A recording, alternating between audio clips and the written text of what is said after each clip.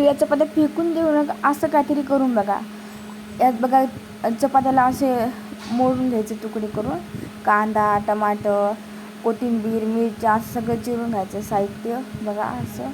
आता कढई ठेवायची, कढईत टाकायचं तेल तापलं की टाकून द्यायचं मोहरी भाजली की मस्त आपण ते सगळं टाकून द्यायचं. चमची टाकलं की परतून याच्यात जिरे टाकून घ्यायचे, जिरे पण मस्त भाजले की सर्व. आता टाकायची हळद टाकून याला मिक्स करून घ्यायचं. हळद टाकून मिक्स करून घेतल्यानंतर आता याच्यामध्ये आपण चपात्याचे आपण असे भाग तुकडे केलेले टाकून द्यायचे. टाकून मिक्स करून घ्यायचं बघा असं. नरम असं थोडं पाणी टाकायचं, पाणी टाकून थोडं चवीनुसार मीठ टाकायचं, थोडं पाणी टाकायचं आणि मिक्स करून घ्यायचं बघा असं. मिक्स करून घेतल्यानंतर झालेली आहे आपली चविष्ट recipe. Please like, share and subscribe करा.